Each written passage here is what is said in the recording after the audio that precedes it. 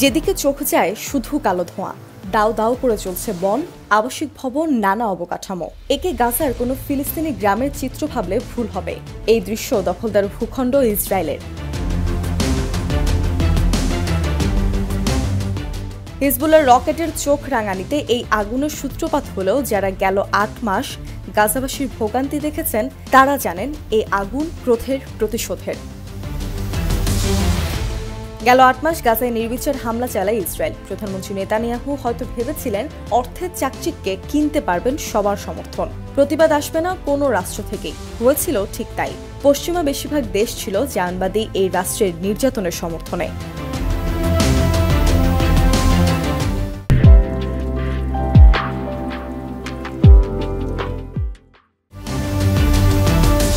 তবে সফেদ পাঞ্জাবি ও চাদর গায়ে জড়ানো মুসলিম রাষ্ট্রকে দুর্বল ভাবা হবে সবচেয়ে বড় ভুল।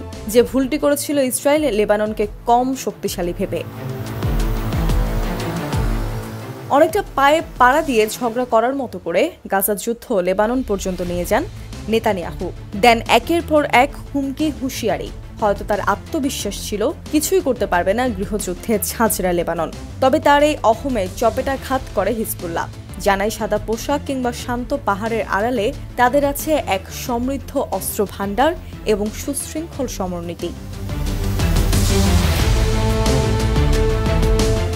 সেই অস্ত্র ভাণ্ডারের ৫% ব্যবহার করেই নেতানিয়াহুর পিলে চমকে দিয়েছে স্বাধীনতাকামী দলটি।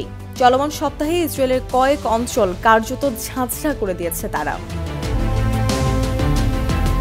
তাদের রকেট ব্যারাজের আঘাতে পুড়ে ছাই হয়েছে কার্টজারিনের ২৫০০ একর ভূমি। গোলান হাইটস অঞ্চলের পরিচালক শ্যারন লেভি জানান, আগুনে উল্লেখযোগ্য ক্ষতি হয়েছে ইহুদিয়া ফরেস্ট নেচার রিজার্ভ এবং জাভিটন স্ট্রিমের। পুড়ে গেছে বহু গাছ এবং বন্যপ্রাণী।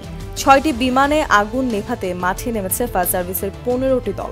ঘণ্টার পর ঘণ্টা কাজ করেও বাগে আনতে পারেনি পরিস্থিতি। একই দিনে কিরিয়াত শমোনায় আরও একটি অগ্নিকাণ্ডের ঘটনা ঘটে। নাহারিয়া ও এক্কর গ্রামের অবস্থাও শোচনীয়। অবস্থা এমন দাঁড়িয়েছে, এসব অঞ্চলের ইসরায়েলি বাসিন্দাদের দিন কাটছে আশ্রয় কেন্দ্রে, রাত কাটছে উদ্বেগে। এই বুঝি উড়ে আসে হিজবুল্লাহর প্রতিশোধের রকেট। স্থানীয়রা জানান, দিন দিন ভয়াবহ দুশ্চিন্তায় দিন পাড়ি দিচ্ছেন তারা। সাইরেনের শব্দে কেঁপে ওঠে আইনশৃঙ্খলা বাহিনীও। ক্ষয়ক্ষতি এতই বেশি যে ক্ষতিগ্রস্ত অঞ্চল পুনরুদ্ধার করতে লাগবে বেশ অনেক বছর। এর মধ্যে যুদ্ধ হয়তো থেমে যাবে, সেনারা হয়তো ঘরে ফিরে যাবে। তবে আজীবন মনে রাখবে, ইসরায়েল তাদের একবার পড়তে হয়েছিল হিজবুল্লাহর তোপের সামনে। এ ছাই হয়ে যাওয়া শহর কয়েক প্রজন্মকে চোখে আঙুল দিয়ে দেখাবে মিথ্যা অহংকারের ফল সবসময়ের পতনের।